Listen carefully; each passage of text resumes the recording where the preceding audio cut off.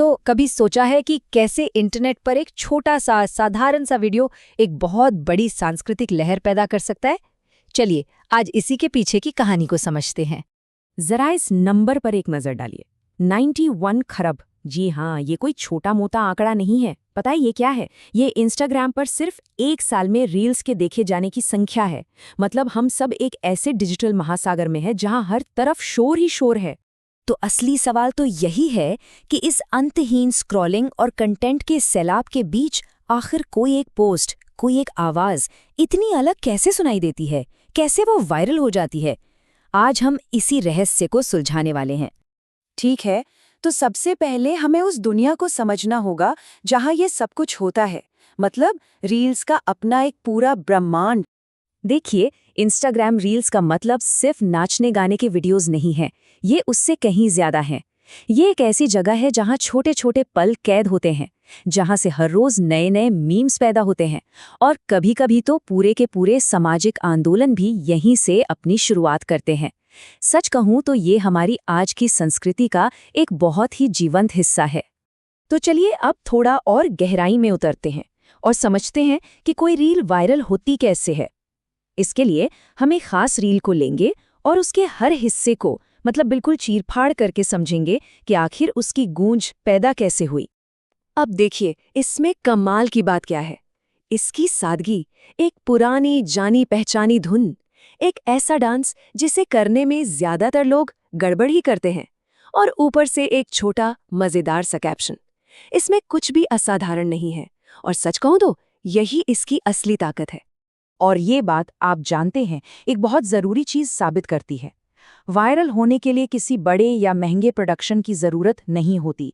अक्सर सबसे सरल, सबसे भरोसेमंद और सबसे इंसानी विचार ही सबसे दूर तक पहुंचते हैं। ठीक है, तो एक सिंपल सा वीडियो तो बन गया, लेकिन सवाल ये है कि उसे लाखों लोगों तक पहुंचाता कौन है? यहीं पर इंस्टाग्राम की प्रवर्धन मशीन यानी उसका एल्गोरिदम अपना काम शुरू करता है।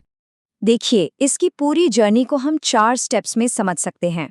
कोई रील बनाता है और पोस्ट करता है, फिर एल्गोरिदम जो एक तरह का स्मार्ट सेलेक्टर है, उसे कुछ लोगों को दिखाता है। अगर वे लोग उसे पसंद करते हैं, उस पे कमेंट करते हैं या उसे शेयर करते हैं, जिसे हम दर्शकों की सहभागिता कहते हैं, तो एल्गोरिदम उसे और भी ज्यादा लोगों तक पहुंचाता है। और बस खेल शुरू, यहीं से गूंज की शुरुआत हो जाती है। तो जब हम ये शब्द इस्तेमाल करते हैं, डिजिटल गूंज, तो इसका असल में मतलब क्या है? देखिए, ये सिर्फ एक वीडियो का वायरल होना नहीं है। ये उस वीडियो का हमारी संस्कृति पर पड़ने वाला असर है। मतलब उसका संगीत, उसका फॉर्मेट या उसका कोई डायलॉग जो ओरिजिनल वीडियो के गायब हो जाने के बहुत बाद तक भी जिंदा रहता है, और लोग उसे बार बार इस्तेमाल करते रहते हैं। तो अब जब हम समझ गए हैं कि ये गूंज पैदा कैसे होती है, चलिए देखते हैं कि इसका असर क्या होता है। ये डिजिटल गूंज सिर्फ एक ऑनलाइन ट्रेंड नहीं है, बल्कि ये हमारी संस्कृति को एक नई, एक अलग ही लय दे रही है। सोचिए, जो एक इंसान का मजेदार वीडियो था, वो देखते ही देखते हजारों लोगों का साझा अनुभव बन जाता है।